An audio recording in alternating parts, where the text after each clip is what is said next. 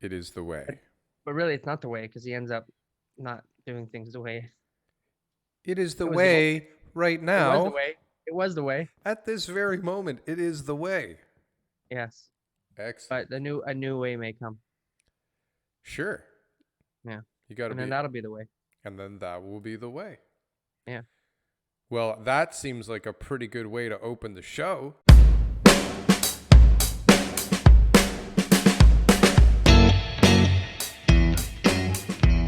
Good All morning, right. Mr. TK. This is the way.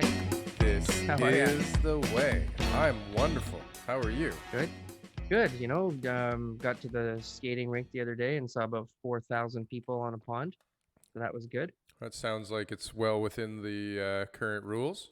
It was very it's a huge pond, so very spaced out right down in the Rouge. Wow. Things are going okay. Online schooling is better. I think there's not much work that's happening, but it's definitely organized a little bit better.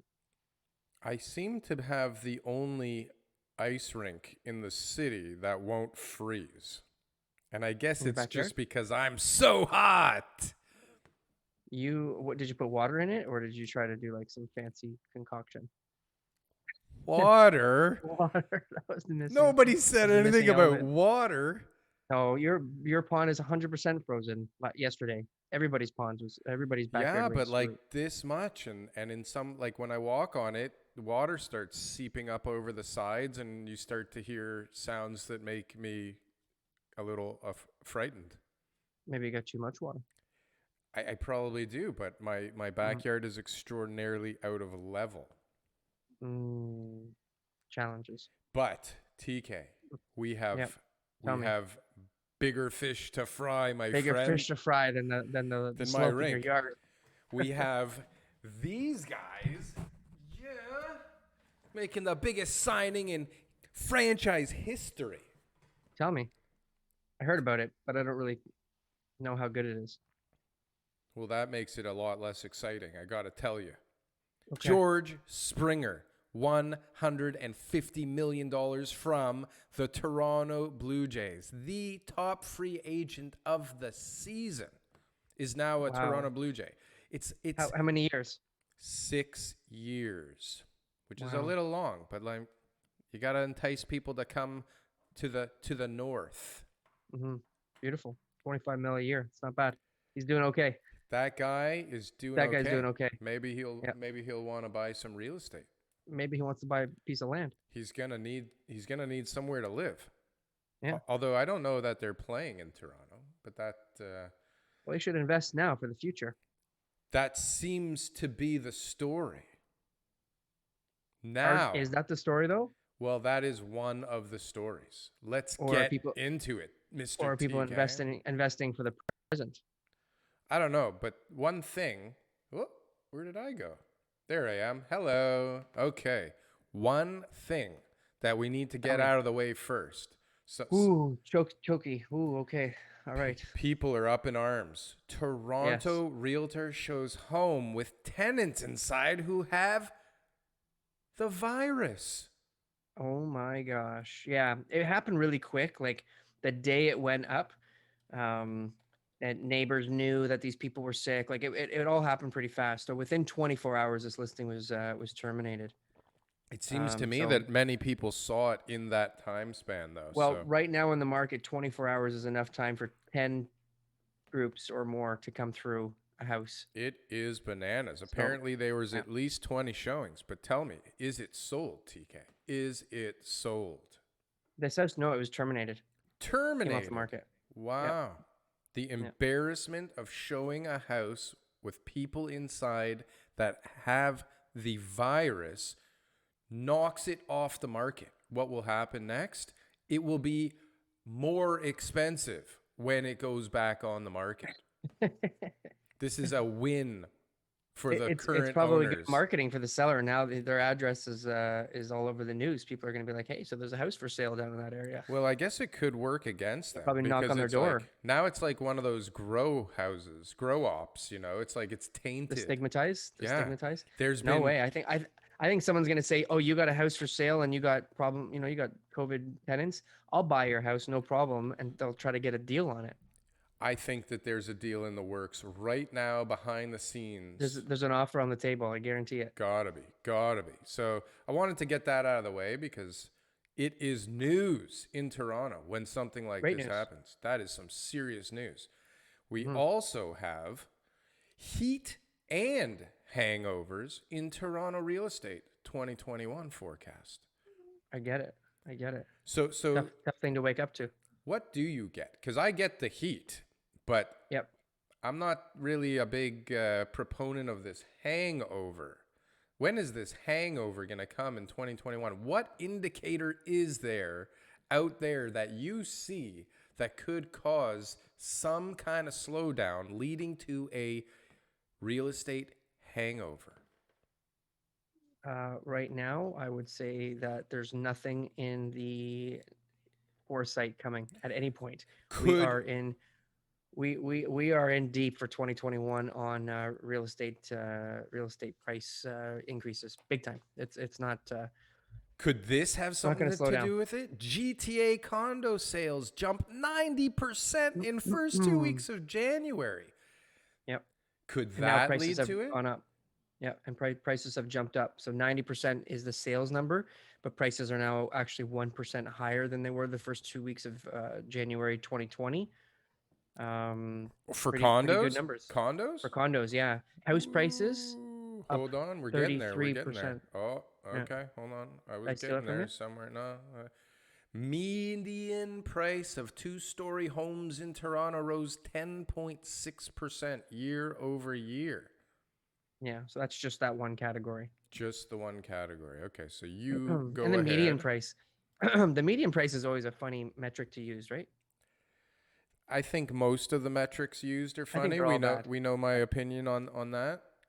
Yeah, the HPI is the only one that kind of takes out all these little inconsistencies, but um, the median price, yeah, of course it's going to go up. There's bigger houses being sold, so There are bigger houses being sold. This is a good time to remind everybody out there that if you are getting any value out of this show, please subscribe and like this episode and join our wonderful growing family at the Toronto Real Estate Show.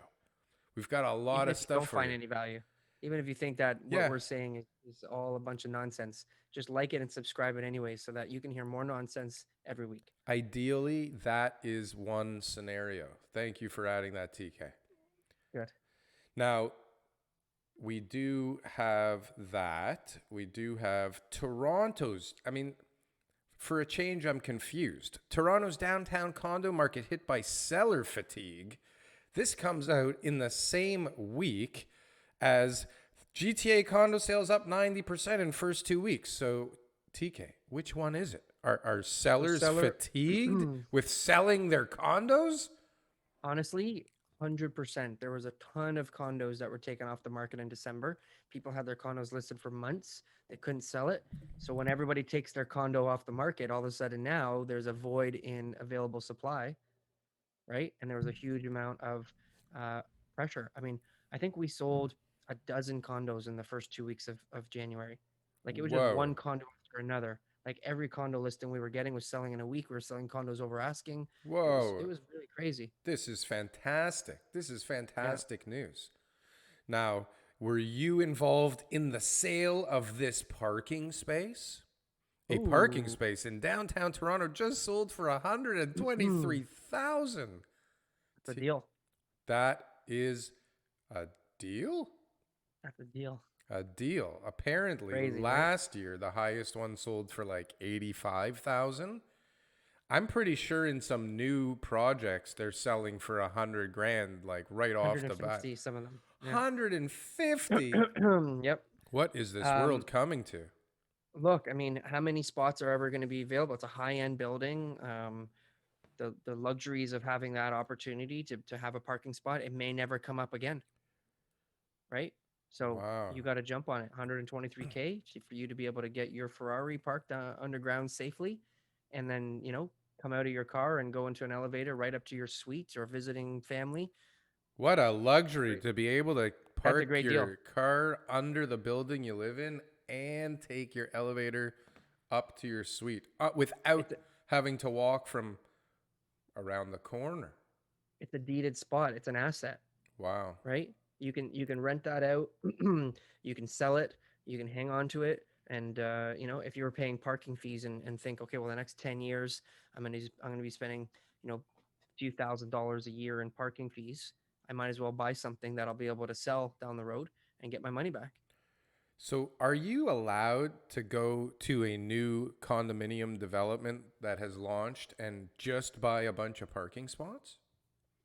I've never heard of that, but some of the condominium corporation documents allow for um, non-residents to purchase the parking spots, and other ones don't. So it's just about the bylaws and what's allowed in the whole declaration. Well, So, but you're talking resale. I'm talking brand new. Like, well, right from the beginning, right? Like the developer's got to set the tone, right? They've got to set the rules straight there. So when that's all being formed in the condominium corporation, which the developer has a hand in, then they need to decide if that's something they're going to do. And if they sold them from the beginning that way, then I'm sure the documents will show that these are allowed for anybody, including non-residents. And if they were refusing people, then I'm sure that they would probably protect people by saying only residents will be able to afford or purchase parking.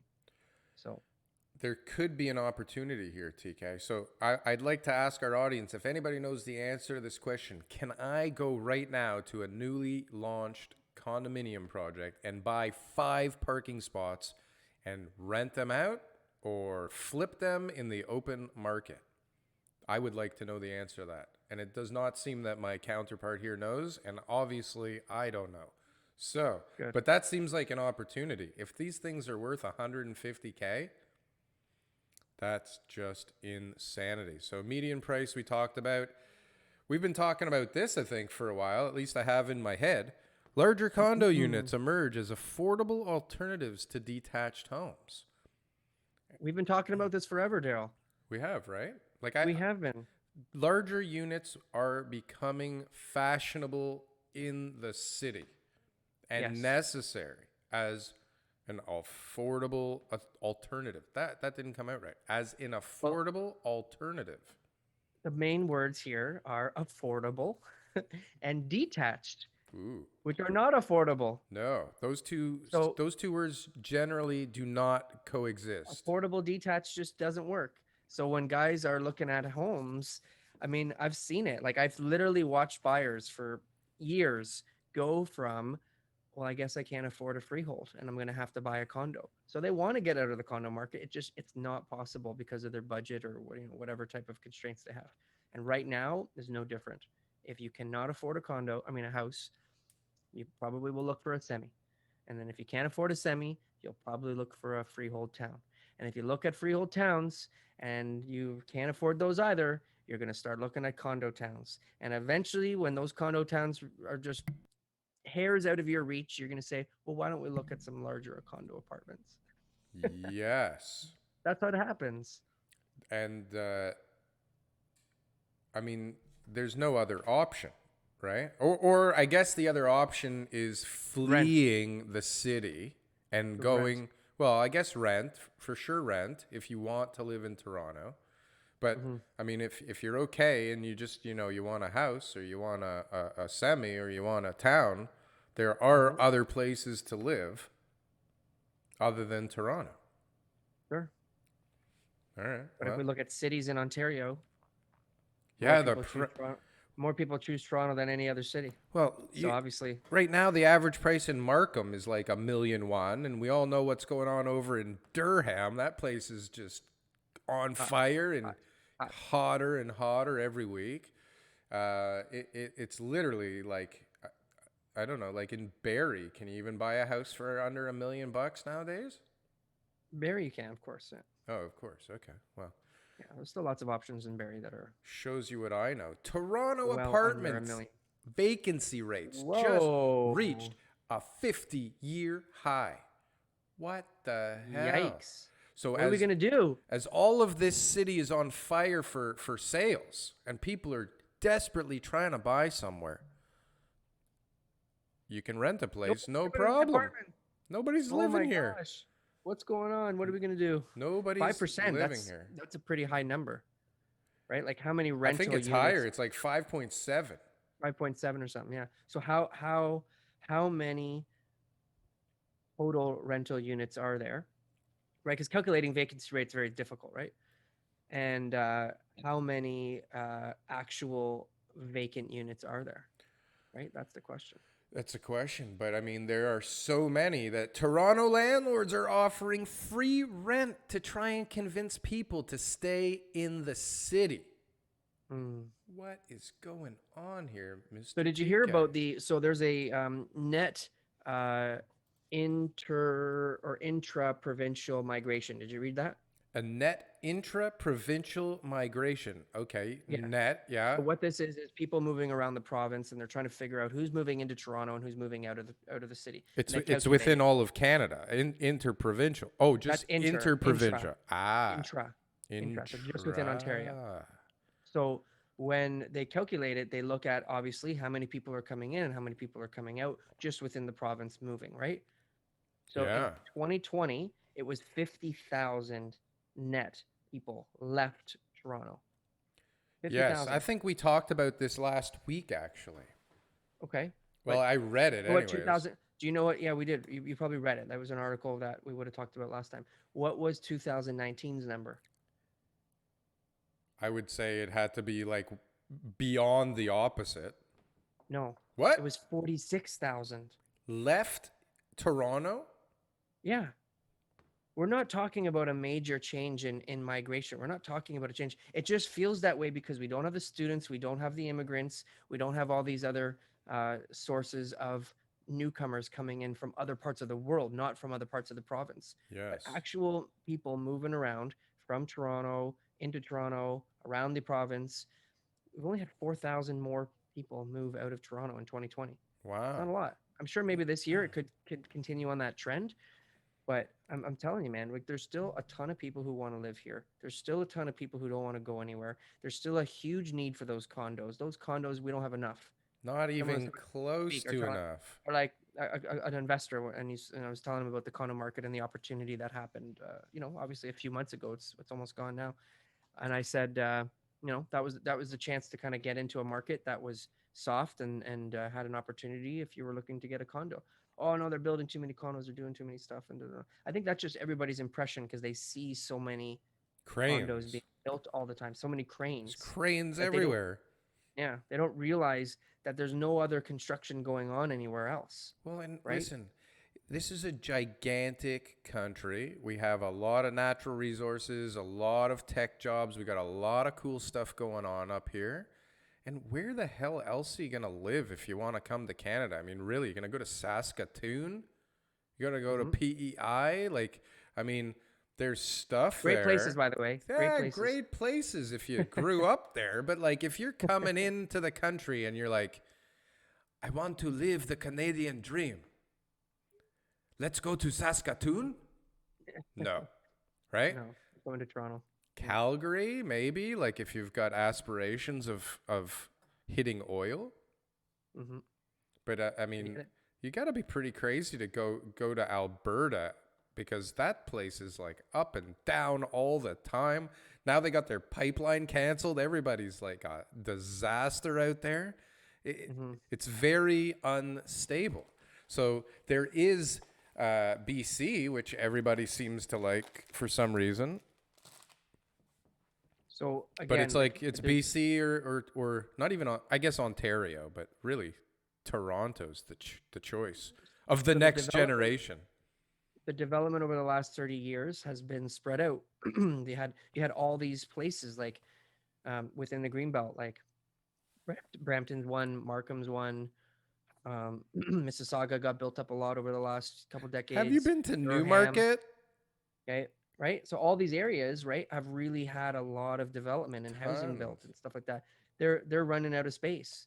So that was just to keep pace with population growth and families that are growing and all that kind of stuff. Which we So it did not means achieve, by the way. We did not we keep did not pace with achieve, anything. but we were trying to keep pace by building houses, right? And now there's nowhere for these houses to be built. They're going to like Niagara.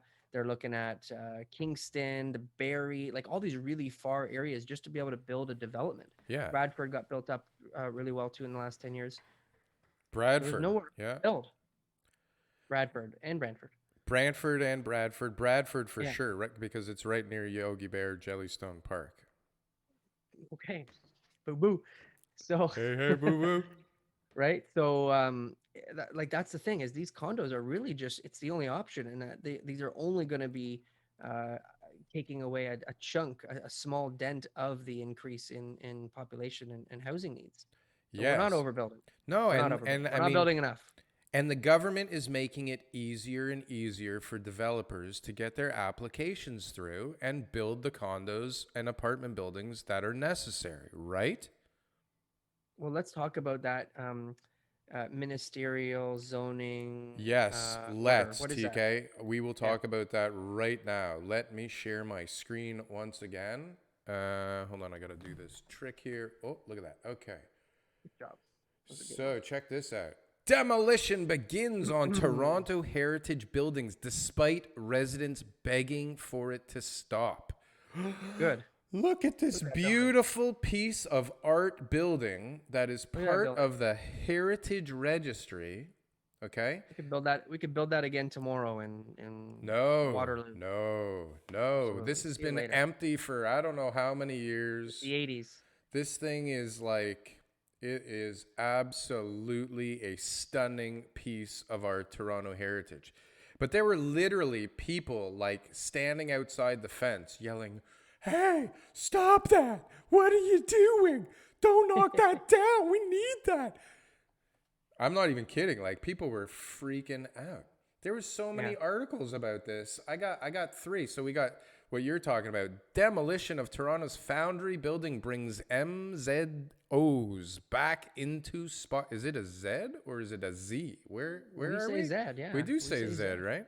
I did that right. So now look at it. Now look at it. The windows are gone and some bricks are down, and this will definitely ruin lives. This will ruin lives. Okay, so Whose what is lives? an I don't know, the three people that are standing outside the gates going, I'm "Hey, all. I grew up I'm around all about. here." I'm all about like heritage and landmark buildings and history and all that stuff. I love having some character in cities and Sure. everything like that. I see zero value whatsoever in those buildings. TK, We've we already have got rights. We have we've already got a rights. ton of lofts. We've already converted a bunch of old industrial Oh, places have into you been inside hard those lofts. buildings? It's a disaster. Well, we've already been down that road, so we've got that landscape if people want to go and see it. So Now we need more houses for affordable houses for people too. Like this is the whole point. this is the whole point. And so what these idiots do, and by idiots I mean the NIMBYs and the people in the heritage department and the city, they Yep. force developers to keep this crap and build around it or like hold up walls that nobody gives a crap about that cost millions of dollars, okay? And add those millions of dollars of useless costs into their development performance, and guess what happens as a result of that? Does the developer eat that cost? No, he does not eat that cost because he has targets and investors and Raris to pay $125,000 to park in Toronto. Yep. Gotta That steal gets that passed on. Rari. So Yep. one, it increases the end user's cost to buy in this development. Two, it takes an extra year and a half to 2 years to get the zoning while you dick around with this stupid building facade that has to get integrated into the new building. And three, by doing so, it increases the end user's price again because time has passed and now we can get more money because the guy down the street just got $1,500 a square foot. So why wouldn't we go for $1,500 a square foot? Yep. Right? Yep. Because this So is anyways, not the this is government building this thing. This is private people. And this is why people are freaking out because of the MZOs. The government is just coming in and saying, you know what? Like, let's get this project going. There's going to be some affordable housing. I'm very close to the developers and yep. We're done talking. he contributed to my campaign last year. Like, Yep. I don't give a crap. We need got my affordable you got my housing. kids into private school. That's right. So at the end of the day, this is what's going to happen. This is what we're going to build, and we'll live with it. Yeah, You you know? guys can deal with it. But look what happened. Province Ooh. pauses the demolition of heritage buildings in the West Donlands after blowback from city residents. So everybody's freaking out. The councillors in the area are freaking out because they have to, follow their constituents, right? Or else they don't get voted into power again next term. So they have to say, we're really upset about this. Don't worry, we're gonna pass it through. But we're so upset about this. But don't worry, everything's fine. I promise. Just like I'm glad you picked up on that. keep Good. the funds flowing. Okay, Yeah. keep it Yeah. coming. When the mayor releases a statement, it's always just like, come on. Come We know on, what's going on. guys, what's going on here? So So that's good. The word pause though, right? I mean, pause. pause is meant to be pressed again and then you're playing, right? Like that's how my VCR used to work back in the day. Like I press pause and then I'd press play or pause again and then it would be back on, right? So it's not like I press stop or eject. Those are two other buttons. They had different functions. They're gonna pause. They're gonna have a hearing, which is gonna take some time. And what's going to happen in that time when condos are selling 90% more than last year in the first 2 weeks of January? What's going to happen? More expensive. Prices are going to go up. And what else is going on? See, the Bank of Canada said we're going to keep rates where they are, right? Their target is 2023. So what's going to happen? More money, more money, more money, right? And we're on lockdown, which means more money printing press. Well, you don't even need a Rari right now. Who are you going to show off to? Where are you going? But the savings rates that people are accumulating right now, more people can afford Raris. And guineas. Right? So we have this wonderful perfect storm if you're a developer, right? Yeah. But for the end user, it's turning into a bigger mess. So you got these people. Stop what you're doing. We want a hearing. We have rights. I grew up here. Developers are evil. Right? You got these people, and they're not planning on buying in the development. So all they're doing is screwing everybody else. They're not even buyers, They've been renting for the last 50 years, right? Or they've lived in the same house for the last 50 years and have no intentions of moving. That mom and dad passed down to them, for God's sakes. Like they're just not fair. It's not fair to everyone else. But anyways, that's what's going on with the MZOs, right? I do disagree with the environmental stuff, the wetlands, all that. I think there should be some basic fundamental engineering processes that need to be followed, right? So I think that whenever you're dealing with this type of stuff, it's a little bit different. But when it comes to this other nonsense, like these, I mean, some buildings, come on, some of that stuff is a little bit too crazy. I mean, we get into counting the amount of beavers and the amount of chipmunks and the amount of yellow swallows, the amount of pine needles on all of the trees. Like it gets pretty intense before they're ready to negotiate with you.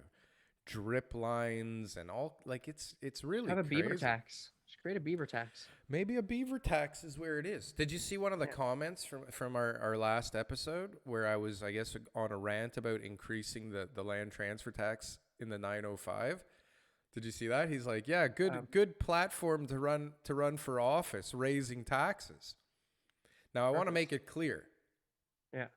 I will not run for office anytime soon. But if I do, and the 905 land transfer tax hasn't been put into place by somebody who's already been in office for a couple of years and doesn't care anymore, I probably won't run under that platform. I just want to make that clear. All right, good. We'll hold you to it. Well, I would appreciate if you did, because sometimes I can lose control. Okay. So accountability partner. Thank you. Now, what else is happening? This channel is blowing up, TK. Blowing up. And if you haven't subscribed by now, you might as well just to see the rise. If you're still watching this right now and you haven't subscribed, like what's wrong with you? What's holding you back?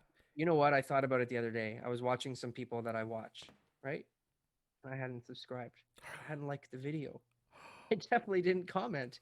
And I thought this is what it feels like when if something's good, it's interesting, but getting out of that window frame and going to the actual subscribe button and all that kind of stuff, it's a lot of work, right? It's a little bit easier on a desktop, but on the phone, not so much. So I get it, guys. I get it. I get it. I feel you. We're okay. But just subscribe when you can, all right? If you Make don't the time. mind, it helps. It helps spread the word Yeah, about our the lovely, algorithms wonderful family that's growing by leaps and bounds. the algorithms noticing us. Leaps So and bounds. yeah, so this week, I mean, we had sales 317 over asking, 275 over asking, 200 and change over 12 or something like that over asking. It was an intense week. Well, It was you it was know how not I feel about normal this week over in real estate. asking nonsense. I think So what should be so reported is this is how much it sold over what it should have sold for if it was so listed at the at right least price. at least 100,000 on each of them. So none of them made sense. None of them were within the last prices. Like the Wow. price increases are they're like we're at 33% price increase already for January 1st to 14th for houses in Toronto. We're at 33% year over year. That's a huge price increase. And January was booming last year, wasn't it? January's not even January was good last year. I mean, I was getting hundreds of showings on one property. So it means when we're looking at what's going to happen by the end of January, like we've already done more sales the first 2 weeks of January than we did all of last January. So the Wow. sales numbers are up too.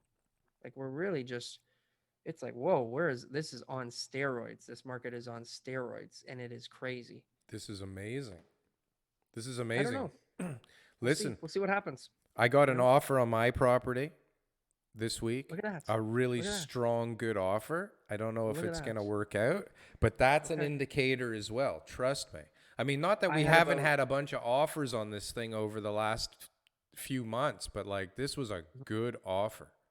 Yeah, and I had more calls in the last week on my property there than the last 3 months. This Ton of is calls this week. Yeah, ton of calls. and so how is it possible that some of our respected journalists in the real estate realm are putting up negative articles?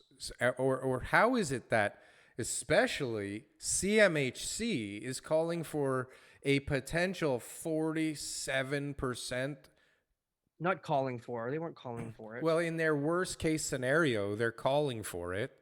They If were throwing darts at a dartboard and saying, "Okay, so 30% unemployment. Oh, what do you think prices would go down then?" right. Let's do another one. Oh, 25% unemployment. Oh, what do you think prices would go down then? And they would put it in a calculator and say, all this Mm, makes no sense at all. Like, and then why have nothing. the article? Why have the article? Why is Well, CMHC so I bearish, clicked man? on it. Me too. Well, so that's why they wrote the article. I shared it too. So did I. But I showed So it to show how stupid it was me too, and I disagreed with it right from the beginning. from the beginning. Yeah, it is what it is, man. This is just the way journalism has been in the last year. Why? Whatever can get you clicks means you're winning. Right. It's like real estate agents. If you sell houses, you're successful. Whether you sell them for the most amount of money or not, or your buyers are getting great deals, No. or anybody, nobody, agents don't care. They No. just think I'm selling houses, so I must be good, and I know what I'm talking about. Listen, I've said this a bunch of times. Maybe not on the air here, but I'm pretty sure I have. Let's just Okay. say, for argument's sake, you're the agent and I'm the seller. Okay. Okay, And you have your role play. own buyer. So you're double ending Yes, this baby. that's a horrible situation. But what motivation do you have really to inflate the price for me? Like, Zero. what difference does it make to you? If you say to me, hey, you know what? We got a good offer here. I think it's a little bit less than you were expecting, but like, I think you should Yeah. take it. How much, what does it affect you? It's a Like, good one. It's a great offer. It's a but fantastic offer. after Never you going to pay, be a better offer. after you pay whoever else you got to pay on the deal, because it's not just you, right? After you pay your team and your broker and everything, like what difference does it make to your pocket? So a $50,000, $100,000 price difference for me, it makes a big difference, right? But for you, $200,000, it's couple grand. nothing. It's like a Let me tell the dinner. story. Tell Let me the tell the story. story. Go for it. A neighbor of mine. She lives down the street, single lady, probably 80. Not sure what happened to her husband. I never knew if he lived there or not.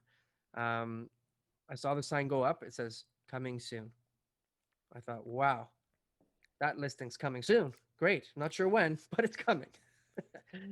Another listing across the street, like down and around the corner, all within, 10 or 20 houses of me one way, 10 or 20 houses of me the other. And I'm like, oh, great. Another coming soon. This is amazing. Two are identical houses. They're back splits, right? Ooh. Same lot, same street. So I'm Ooh. thinking, all right, this is good news. Market's coming up. I got some buyers. We'll see what these houses are going to go for and if I can get inside. Next thing you know, I see the old lady's house. It says sold. I said sold. I didn't, and I'm looking on the market. It never came up on the market. So I went back to my computer to check what happened, and there it is. It was sold that day, 0 days on the market, listed for 850, sold for 900. Okay, this is a little while ago, and the same agent Hold who on. How listed the is there a property. listing price if it never Let got me let me listed? go in. Let me Okay. go in. So listing agent was the buyer agent as well. Okay. Of course. So he had it for 850, signed the contract with the lady, said, why don't we, just put a coming soon sign to see what happens. Someone called him up and said, we really want that house. We'll give you 900. The lady said, oh my gosh, I can't believe it. I paid 200,000 for this 35 years ago, 40 years ago.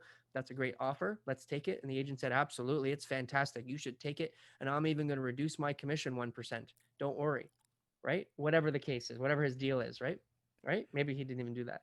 So she feels good. The buyer's got a great house. The agent gets paid a little bit more money. Everybody wins, right?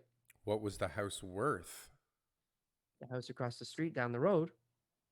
The same agent called that guy, and I talked to the guy. I went to the open house to talk to the agent because I said, "You better not sell this house before the offer date, because look what they just undersold their property by whatever." He goes, "I know, I know." And that guy called me and asked me if I'd sell. I said, "Not a chance." He did an offer date. It had one less bedroom. The house was garbage. The lady's house was way nicer. This guy had one less bedroom. He sold it for 965 Mm. the same week. Mm. So she left Mm. $65,000 on the table, Or maybe more if more, hers was better and maybe bigger. more. Yeah. This is the numbers. The agent got paid more. She felt good. She probably doesn't even know what happened, right? She probably moved on and left and she's out the door. And the buyers now got a deal knowing that their bully offer ended up working on a coming soon listing, right? Mm. So Mm. horrible, horrible, horrible stuff that happens in the Toronto Real Estate Board. The thing is, people don't know. You don't Right. know unless you hire a top agent and they actually sell your home for the most amount of money. You actually never know what you would get. No. How would you know? Right? Why would you Yeah. even care to know? I mean, she was happier than hell at probably that 850, right? But you should know. You should care. But people just don't understand real estate that well. Unfortunately, it's not everybody's business. No, it can't be. If it was They sell everybody's once every 30 business, years. yeah, if it was Right? everybody's like even then it wasn't a business when they were selling their property, right? It was just like Yeah. it's time to sell. I can't maintain this thing anymore. I Someone- can't walk up the damn Someone's stairs. yeah. Someone's gonna give me money. I mean, that's what you do. I give them the house, they give me money, and then I go. But they don't understand how much money is left on the table. And that case is a clear-cut case of 65,000. But I know of more. It's I more. know. I know a story the guy told me at Young and Seven. Guy on my team, little old ladies, doing some stuff at her house. I'm Outdoor noticing a theme working, here. gardening, everything else like that. Yeah, this Little is the old truth. ladies are getting screwed. She gets an offer from the neighbor and says, "Oh, I want to buy it for like 1.7." She thinks, "Oh my God, that's amazing." Neighbor buys that offer for 1.7. 6 months later, he's got the property listed for $2.9 million, Yes. right? Because she didn't market it, she didn't go with a trusted specialist. She thought she knew what it was worth, She right? paid She felt like that was a good price, $14,000 for it 40 years right? ago. Yeah, it's a Amazing. huge loss there. It's crazy. So, but is it a loss? If you don't know it, it's like if no one else Unrealized gains. unrealized, yes. Yeah. So if Yeah. it's unrealized, is it a problem? May not be for you emotionally. Like you might just be totally happy and you are just on to the next part of your life. So now, but what does that do for the area? Like as far as pricing goes, do people look at that and like as an agent, when you're trying to explain this, when your client wants to get 2 point whatever million and this one just sold for 1.7, what does that do? It was private, so it wasn't on the MLS. So it wouldn't have been an issue. Usually the market gobbles up information like that. So if there's one sale that happens and it was like a divorce or there was something really wrong, stigmatized property or whatever like that, that one sale is usually not enough to affect everybody else's property values. And it usually gets absorbed pretty quickly. And explain to me, please, the difference between coming soon and exclusive. If you have a coming soon sign, you should also have an exclusive. That's what RICO requires us to do. The period covering while that coming soon sign is on, and then a separate contract sign for an MLS listing when it actually does hit the market. But Those are does two of the same, but same. no coming soon and just an exclusive sign means, hey, I'm not even going to the market. This is the sign. I'm marketing it maybe somewhere else. Again, doing an exclusive listing, it really makes no sense whatsoever in almost every scenario. There are a few scenarios that I would say, okay, sure, get an exclusive contract just while maybe the property's, not quite ready for sale, or, it's just being, development, investment, that kind of stuff. And it's just being fielded around, a small network of people. But if you want to expose it to the market, why would you want to limit the amount of people who know your property's for sale? Why would you want to do that? No, but hold on, just to clarify. So exclusive and coming soon are just, the only difference between them are the letters in the words. Coming soon implies that it would be hitting the Toronto MLS at one point. Exclusive doesn't. Ah, thank you. But in practice, they're the same thing, basically. Basically, yep. And then what about in commercial? You see available now a lot. And does that mean that it's for sale or for lease or for both? Or what is available now? My understanding is, yeah, for lease available means it's like you can move in right away. And okay. And so it is not the same as for lease? Why all this confusing language all of a sudden? Yeah, no, again, commercial's not my realm, especially commercial leasing, right? So, but maybe our friends from Colliers are the right people to ask for that. They'll explain our dilemma here. It's probably the wrong time to bring this up, but we have an incredible lineup booked for like the next couple of months. Best lineup. There's no better lineup out there. It is amazing. So yeah, great guest, best guest. We've decided as a collective here on the Toronto Real Estate Show, which includes our temps working in the background, the interns, and the listeners and the viewers. And the viewers and the listeners. They're all part of the team. Every second week, we are bringing some fresh blood into the discussion so that it's not just constantly our opinions and points of views. So next week, we've got Mr. Tom Story, a fellow YouTuber. Most of you probably listen to him as well. So make sure you subscribe so you get notified about that. After that, Jordan Skrinko, also a fellow YouTuber. We're interviewing YouTubers. We are. And then after that, we've got Mr. Mike Jones is coming back, the mortgage specialist. Got our mortgage market update. Yes, and then we have we're booking into April now, guys. We're almost finished in April. After that, we've got Ben Gom from Project Studio Architects, who is my architect as well as my best friend. I've known this guy since grade 1, so that should be very insightful into my past shenanigans. And then we got a gentleman named Mike Martins. And he is an entertaining fellow. He's actually out west. He talks about the economy of Canada regularly. I love it. Yeah, check him out. He's a hoot for sure. And then again, we're gonna circle back to Mr. Jeremiah and Miles from Colliers, and that's what's happening. So if that interests you, if that's something that interests you, another good reason to hit subscribe and smash that bell. Absolutely. The bell's the most important part. I think the bell notification on your phone. The bell is fairly important as far as I understand. So don't read articles. Just spend an hour listening to us every week. Absolutely. Hold on, let me do my little trick that I learned here. Boom, that gets rid of that. hotkeys. Check this out. I don't really understand this at all. This is, I guess, equivalent Home to the reno. laneway housing. How Okay. the home reno boom could help fill in the missing middle in Toronto's housing stock.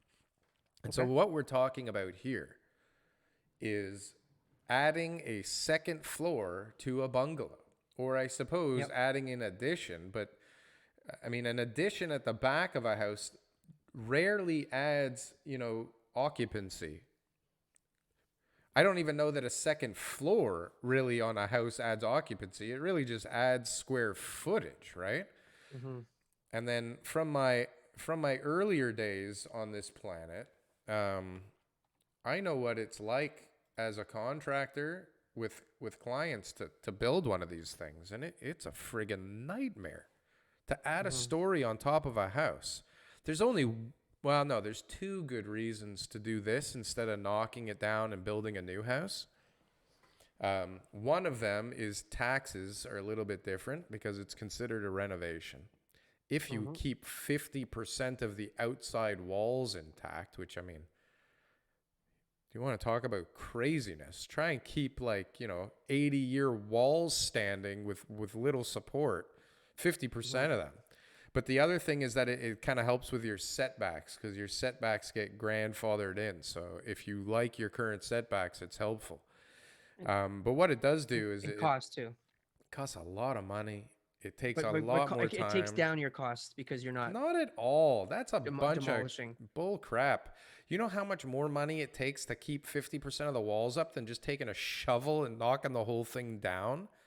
There Mm-hmm. is so much engineering But involved. what if you're keeping up all four walls and all you're doing is putting on a second story, That's a totally different right? story.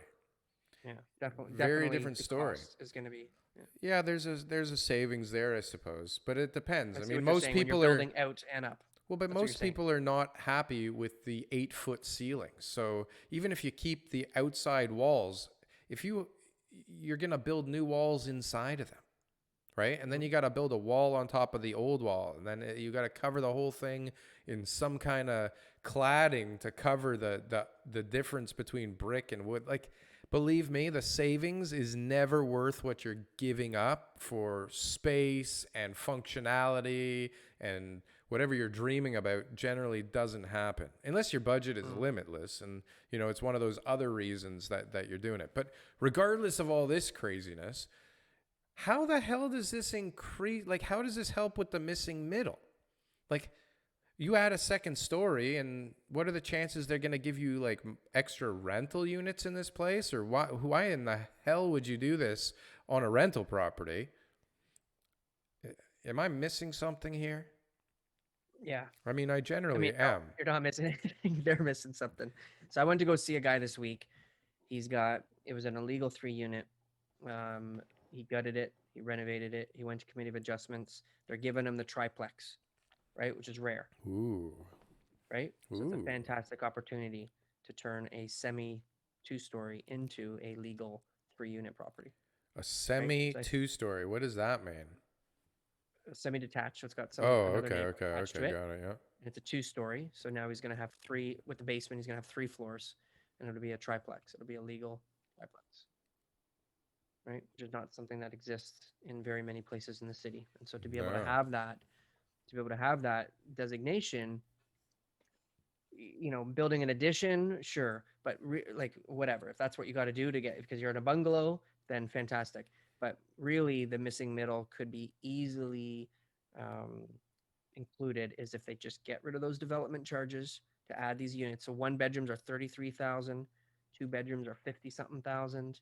It's a lot of development charges if you are a single family and then you have to pay maybe one or two more charges on top of it. So just allow people to go in there and say, this is what you're allowed to do. If you want to convert your 2 story into a triplex, you just get a permit, meet all the fire regulations, make it safe, percentage light, everything that you need to do to make this as safe as possible. The zoning will not be an issue and we will allow you to do it. And you have to do it in the next 5 years. Otherwise, development charges are coming back. Done. How many Hmm. people will apply for that on their single family rentals or their illegal duplexes? They're going to say, oh, wow, that's a good deal. That will Save 100 that will grand. spur the market as well, big time. Yeah, Like rentals people will everywhere. be buying that stuff up like crazy, splitting them up. Yep, That is a good uh idea. he got a variance because he's only got one parking spot, right? So then that's another issue, is allow people who don't have enough parking spots to make these units. So if you only got two, you can do a 3 unit. Where typically you'd be maxed out, right? Like they want to have a parking spot per unit. And what really is wrong with allowing people to even build a small apartment unit in the middle of a neighborhood? Like, why not? What's allowing or not allowing? Well, like, who do? I guess some They exist all neighbors over the care, city. but they exist everywhere. Like, I was Yeah. working on a project years ago down near Jarvis and Gerard. Do those intersect? Yeah, they intersect. Somewhere down there. I don't remember where. I forget the name of the street. I'll have to look it up. But like, we were struggling with the city. We were taking one of these old heritage houses and we were converting it into 4 condominium units, which was a fight and a half. And one of the tenants like wouldn't move out, and we were ripping the roof off and they stayed in the house. It was a mess. The neighbors were all freaking out. But the same guy that hired me to do this owned the building across the street. Okay. So Mm-hmm. the entire street is basically single family houses, a mix Mm-hmm. of single family detached and semis. Okay. And across the street, there's like this 40-story apartment building. Mm-hmm. And you drive all around parts of the city, and like all of a sudden there's an apartment building right there, Mm-hmm. or a That's few a big apartment. apartment building. It Like well, I'm it's even thinking, downtown. yeah, exactly. But I'm even thinking just like a 4-story Well, apartment right, building. that's Like what I'm thinking. Four, six just stories. Like, why yeah, not? Max yeah, out the property and add like 10, 12 units. yeah, It would be affordable as hell because, I yeah, mean, you're taking just a house and turning it into 8 or 12 or 16, maybe. I don't know. yeah. But like the neighbors will freak the hell out. I know. This, There's a lot of great examples of that, even in the suburbs and stuff. And they're all built 70s, 60s. yeah. But Like, that's when the rentals like supply went kaboom in the city of Toronto, mm-hmm. right? All of a Yeah, sudden in the 60s and 70s, all they're building is like these gigantic rental buildings all over the place. yeah, Right? Because they were incentivized to do so. But now there's no incentive to do so. And even if there was, the incentives would be counterbalanced by the ability to do it because mm-hmm. they won't let it. They won't allow Yeah, it. We had a yeah, guest on at the very beginning, Vitali, yeah, and like he went through hell trying to get a property on Parkview Drive, which is like right across from High Park. Parkside. Yeah, Sorry, Parkside Drive. Thank you. yeah. Right across the street from High Park, like right across the street from High Park. 2-minute walk from Bloor and Keele Station on the subway line. And right beside him, there is an eightplex, legal eightplex. And they would only give him 4 units on his property. Mm-hmm. What? Like a new build, you mean? He got permits finally after like almost 2 years for 4 ridiculously huge apartments. New construction. New Is that what you're talking about? construction, yeah. He got approved for 10,000 square feet over 4 floors. So each apartment was like, I mean, the basement was a little bit smaller than the rest, maybe a 2,000 square foot apartment in a basement. Like, imagine Mm-hmm. what the rent has to be over there to be in line with the market and to cover costs, right? Yeah, Then three and a upstairs is half, like three and a half 3,000 bucks, square probably like feet. 7 grand. Yeah, but around the corner, you could pay for a whole house with a backyard of your own and all kinds of stuff for the same amount of rent as this, and walk, Yeah. 20 steps further to get to the park. And this guy is trying to put more units on the market in an area that calls for intensification. And what Mm-hmm. happens? Sorry. I mean, sorry. 4 units. Now, I don't know if he hired the right planners to work for him, or if he hired, a good municipal lawyer to fight for him, or if he even fought at all. Mm-hmm. But like, that seems pretty crazy to me. So I mean, just in the last year, I was part of that experience, and I just literally last week finally had my pre-consultation meeting with the city about my property, right? And they're kissing your feet. They love you. They're willing to do No. anything that you ask for. Yeah, they basically, like, we submitted the plans and they were like, "Oh my God, this is perfect. We're not going to change anything. This is amazing. Listen, Darryl, we We're going trust to you. Go rubber ahead. stamp this thing. It's Darryl, done." you are just a master. We saw your podcast, and we'll let you build as tall and as large and as fast as you want. Yeah. Is that what happened? That's exactly what happened. And then You woke up. I woke up. I woke up, and what really happened is, you know, the head planner started to reach into his pants, Mhm. the back of his pants, and he started to pull things out of his ass. Okay. And they don't exist in law, and they don't exist anywhere except in his ass. And he wanted me to conform and abide by these ideas. And what did I do, TK? What did I do? You're not going to stand for it. I'm going to stand for some of it. Nice. But I'm going to fight like hell on some of it too. And Yeah. I'm going to win. For you. I'm going to for win, you. TK. I know you're going to win. I'm going to win. Or I'm going to sell it and not give a crap what happens after that. That's also a possibility. But whoever fights for those Somebody's changes fighting. is going to win. Oh, yeah. Somebody's going to win. Somebody's fighting and somebody's going to win. And the right It's person an easy case. will win more than Especially I in will these areas. Especially in these areas, low income, low cost units. Like, this is what we need. Like, we need to stop building $1,400 per square foot condos in certain areas and focus a little bit more on Etobicoke and Scarborough and North York and build stuff closer to 1,000.